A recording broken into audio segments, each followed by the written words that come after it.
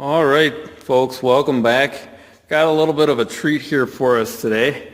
I have this older Briggs & Stratton engine that has been used for a very many years, and it's time to tear it down. And I thought this would be kind of a fun, diagnostic engine teardown we can do of an old, very used engine to see what it looks like in comparison to our new engines that we're using for our engines project class.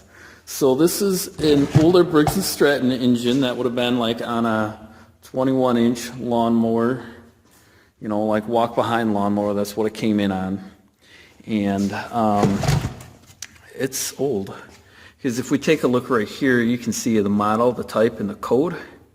And right here on the date code, it's 7501. And so the first two numbers is the year, so that would mean that this was made in 1975.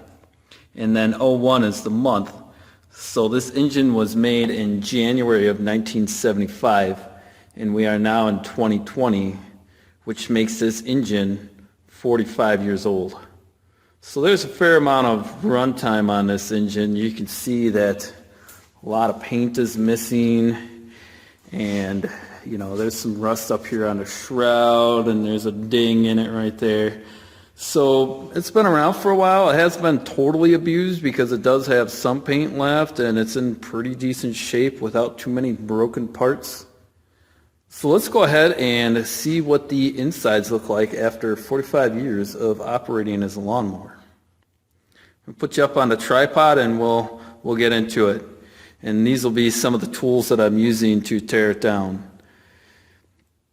I'm going to use my impact to make it a bit of a fast process, and I'm not going to be, since it's getting scrapped anyways, I'm not going to be overly concerned about whether or not the bolts snap or come out clean here. Okay, so first things first, I know that the blade adapter is on the bottom of the crank-kit. So we got our blade adapter here. So before I get into pulling this crankcase cover off, A, I want to make sure that the oil's out of it, which I believe most of it already is. And then B, I need to get this off so that I can get this crankcase cover off. First thing I want to do here, I'm trying to roll this over. I can feel that there seems to be a fair amount of compression left in the engine, but I'm looking for any set screws or things that would be holding this on. I don't see any, so that's good. I've got a bolt in here, and I've left it stick out a little bit so that I can use a puller to push in on the bolt and pull out on the adapter here. By the way, before I get too far into it, here's the blade that came off of the mower. You can see this end right here is severely worn. When this blade was new, it was this thick all the way to the end. So you can see this has been worn down and maybe resharpened many, many times over the years. And then there's a blade adapter that would go onto here. So let's go ahead and get this off so I can show you the bottom side of this blade adapter. This lawnmower doesn't look like it was abused, but it also looks like it had a bit of a rough life too. We got to get this set up a little bit better.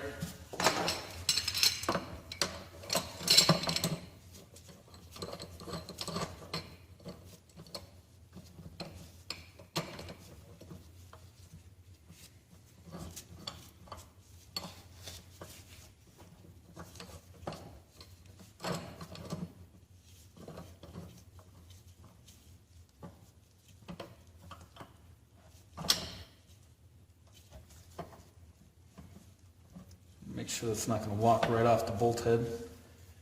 And then I think these are 5/8, yep.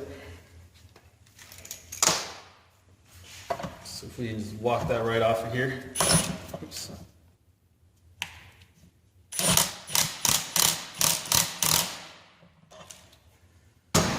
Stop once we get to the bolt.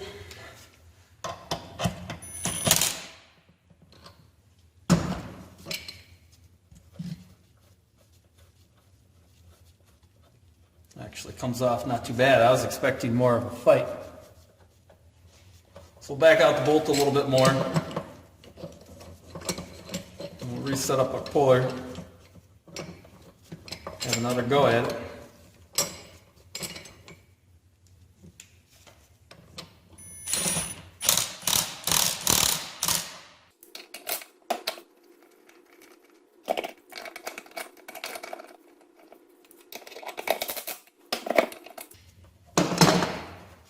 There we go. Blade adapter's off.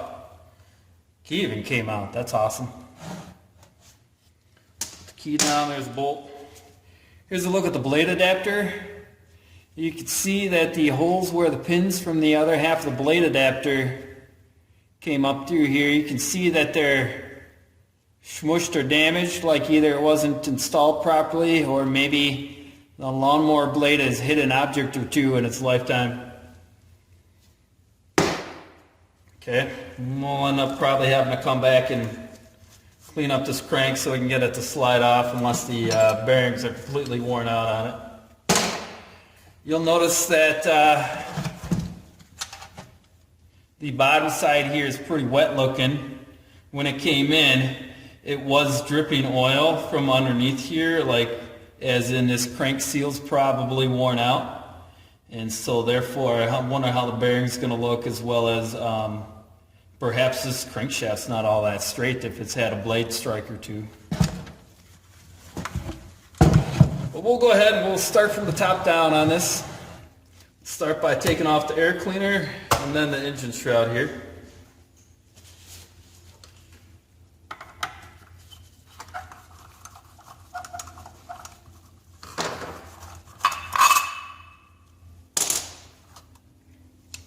It's got one of those oil wetted foam elements. You can see this one hasn't been cleaned in quite some time.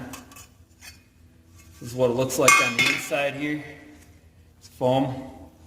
It's actually pretty stiff and resilient yet, so that probably would survive a washing. I've had some of these come in where you put your finger into them and now there's a hole in the foam because it's just so old and degraded. So it looks like that was maintained a little bit. Let's get the shroud off next.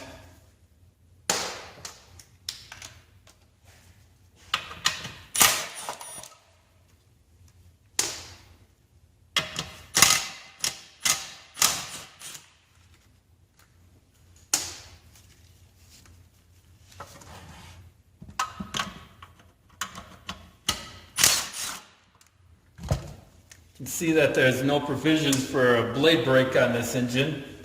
This engine was produced well before that ever went into effect. Here's our shroud with our recoil.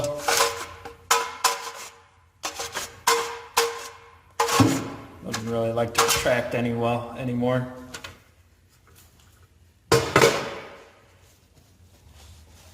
And so you can see here we got our inlet screen and our flywheel and our one-way clutch.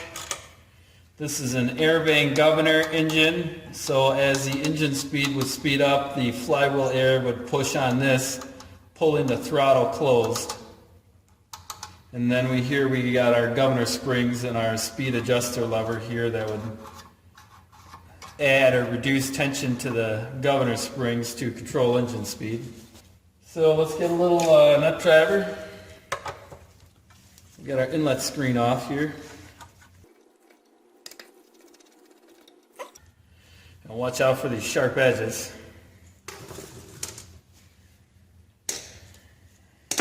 And take off our air vane here. Move this out of the way.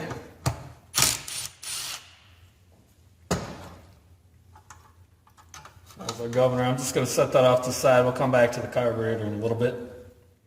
And we got our magneto here. Another little 1/4 inch bolt on this side. Ground wire underneath the bolt head there. Looks to be in pretty good shape. Not sure if those have ever been removed before. And I found the magnet on the flywheel here. There we go. So pull that off.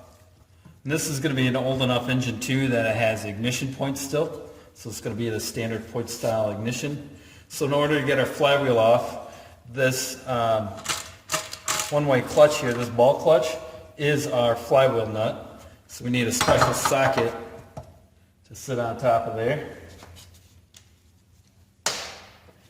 And these are usually on pretty good, so.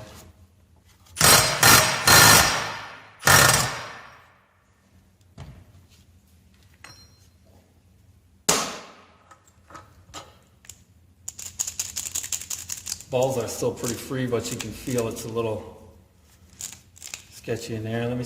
Or we'll come back to this in another video. The washer.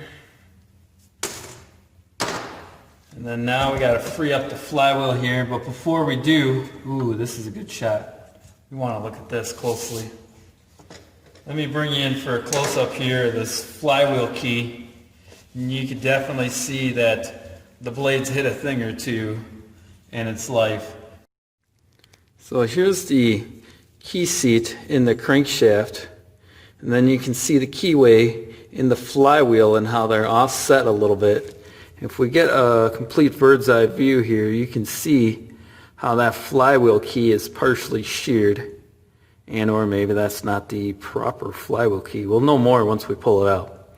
But you can see the keyway and the key seat are no longer perfectly aligned like they should be.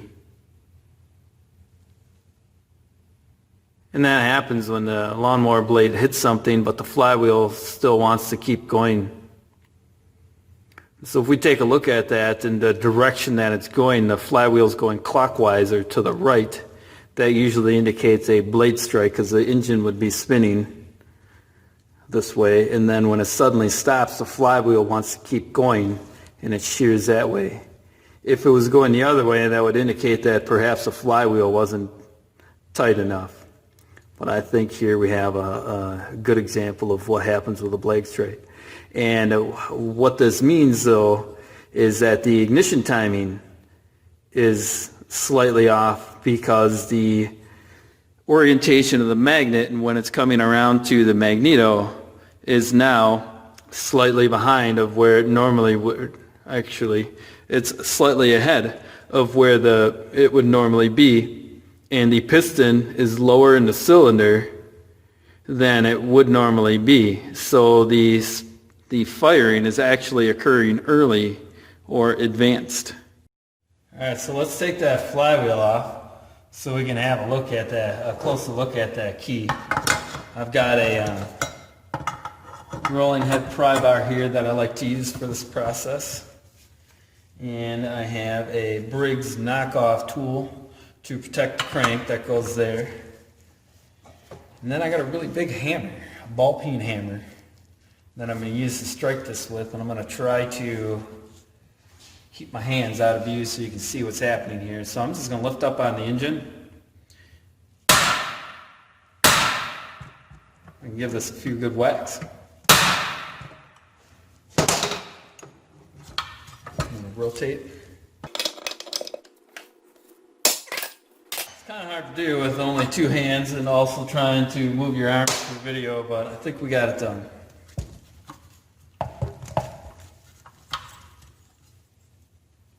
Maybe not.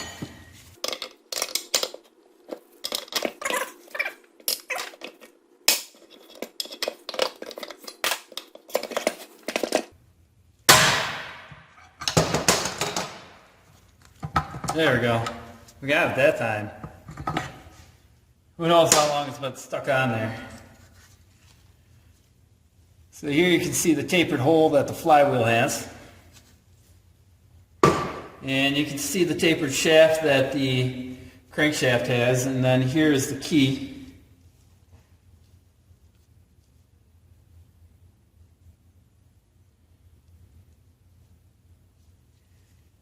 And you can see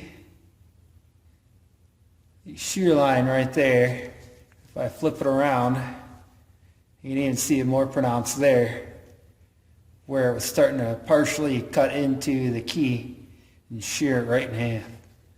And so you can see how our timing was offset.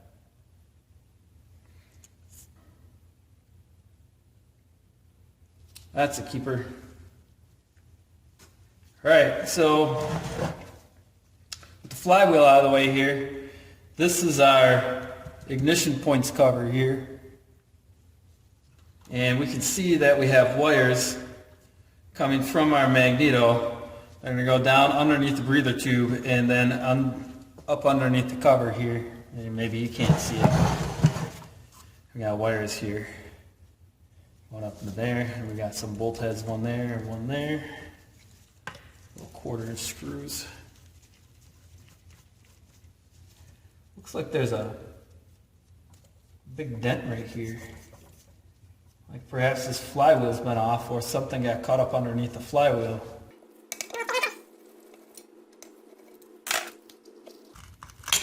The sealant was still intact. So here's the cover. There's a dent. And here you can see this is our condenser. And then right here is this arm right here is our movable point. Right here is the plunger that rides on the crankshaft lobe and would push up on this, opening the points, and every time the points open, the magneto would create spark. And so the fixed position point is actually integrated right on top of the condenser here. And then these two wires, one of them is a ground wire and the other one is a feed to the primary windings. So let's take those apart, take a look at the points. See how old these points are and what they look like. This is one of the things that if you're taking this apart, as soon as this condenser moves, the point gap has been disturbed. That would need to be reset.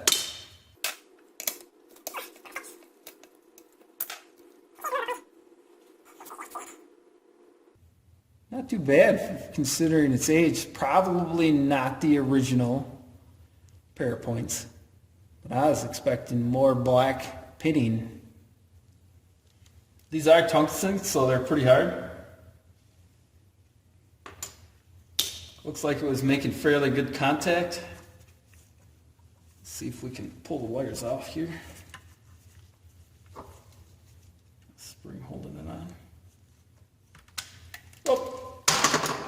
There goes the spring. Don't lose the spring if you want to put everything back together. There's the other point there. Looks pretty fairly even. I'm pretty impressed.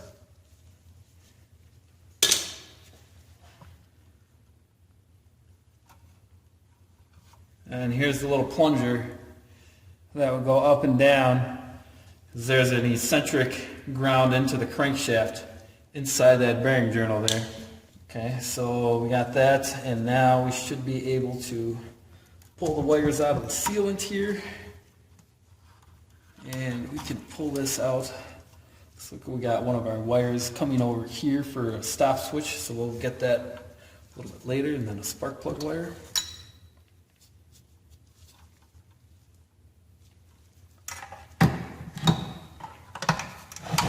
Go ahead and let's take this muffler off. This muffler just unscrews. Threads right out of the exhaust port. We'll get that out of our way.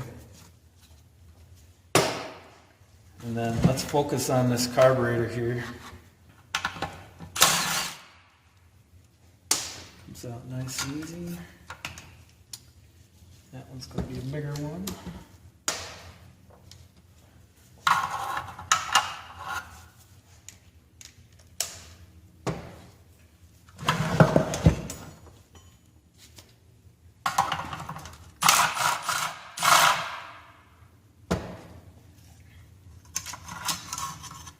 Heat shield. This is a spacer a ton of people forget to put in until they realize the tank doesn't sit right. There's that and that. Pull and wiggle on this.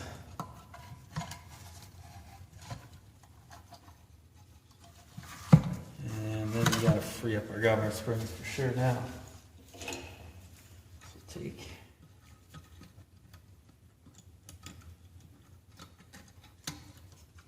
hook the governor springs here.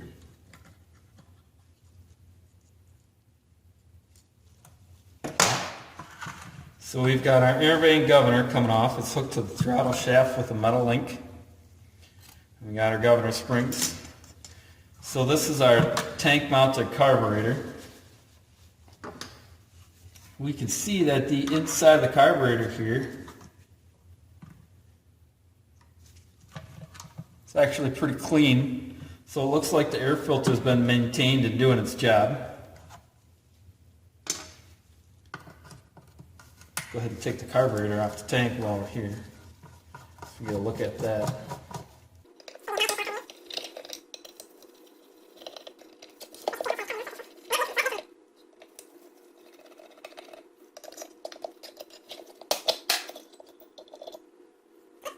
We got our main jet fuel adjustment right here.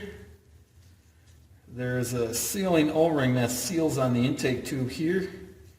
And then underneath we have our pickup from the tank. And so we would actually pump it up with this diaphragm that fluctuates back and forth with engine vacuum and pump it up into this fuel bowl. And then from this small pickup tube it would go up to our main adjustment and then out into the airstream here. So that's what these look like. And that's actually really clean in there. So I'm assuming that this thing got some regular maintenance the way it's looking like. Or they were really good about fuel quality maintenance and making sure that they use fresh, clean gas. Alright, so let's go ahead and take the bracket off next.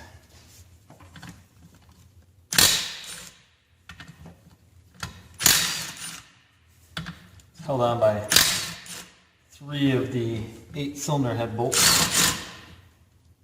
So those are on pretty good normally.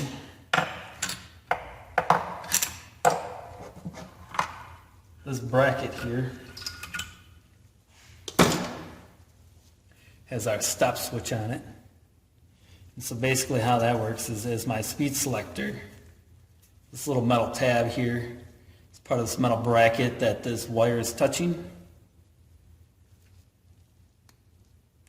And so as my speed selector rotates and touches it, that would short out the wire, and that would short out the magneto and prevent the magneto from being able to produce spark. It looks like here, if you take a look, it's poked through quite a long ways where it could have accidentally grounded out without the stop switch. And so to undo them, you just press down and this pulls out through the hole. This right here is an intake tube. This is a metal intake tube. Newer ones of these are plastic tubes. I've had quite a few of those come in cracked. This pulls off. And if we look at the gasket surface, it's pretty clean. Doesn't look like there's any abrasive ingestion or dirt intrusion at the intake gasket tube, so that's good. This is what it is, just a special tube. Pinch to clear the magneto in the cylinder there. This is our breather tube that allows crankcase ventilation to happen, so we don't have excessive pressure building up in our crankcase. Comes from our valve box back over to our intake. Might as well thread that, that's coming out really nicely. Let's turn our attention to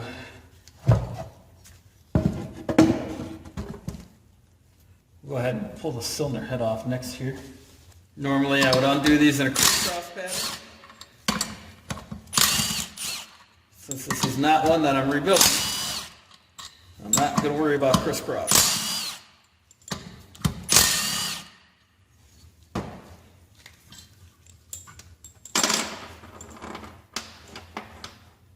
So you can see here we got a pretty fair amount of carbon buildup here. Oh, well, you can see that there. There's some oil in the cylinder. Carbon's fairly thick and throughout the whole bottom side of the combustion chamber, top side of the combustion chamber. Spark plug's pretty well fouled in there. You even have like a large chunk of buildup right here. It's actually going to block off airflow. And then here you can see this is a valve and block engine. So we've got our intake valve here, and then our exhaust valve here. So far there's intake, compression, power, exhaust. Intake, compression, power, exhaust. If I try to wiggle it, guides are okay, but it's covered in carbon. There's a huge chunk of carbon right here. To the point where there's probably carbon on the seats and it's not really sealing like it should. Wow, we're having a look. We'll probably have to bring you guys down for a closer look, but you can see here we got some very light vertical scoring happening, but most of our crosshatch pattern is pretty well gone. And we've got a bit of a ring ridge forming here at the top. Let me see if I can bring you guys down for a closer, more detailed look. Okay, try to get some light on it. See if my camera will focus. Come on, focus. You can see like right here, those angled lines that kind of slant downwards. And then there's some that go this way too. That is the crosshatch that's supposed to be there and throughout the entire cylinder. But you can see that that little spot and a little bit over here is all that remains. And most of the cross hatching is just gone. Okay. As well as you can see the vertical lines in the scoring here. Here, I'm going to wipe this cylinder here. And then I can actually catch some of these lines with my fingernail through the glove. So this is definitely a junk cylinder. And then you can see right up top here where the tip of my finger is, you can see right where the top ring would stop traveling in the cylinder bore. This is called our ring ridge. And it's slight, but I can catch that with my thumbnail. Okay, so that's wear right there, which is why we don't take measurements directly at the top of the cylinder bore. It's because it's never a true representation of wear. But yeah, I can feel that ring ridge. And sometimes if that ring ridge is prominent enough, that can make it really difficult to push your piston out the cylinder. We don't have that on our engines because ours don't have nearly enough runtime to have one. But considering this engine is 45 years old, and it still has a little bit of cross hatching left, and the ring ridge is just barely catchable with a fingernail, I consider that pretty good for a 45-year-old engine.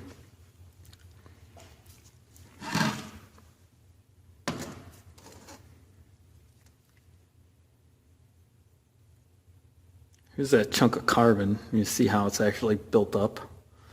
There's a huge pile of it right there, just beyond the exhaust valve. And here's what it looks like when the valves go up and down.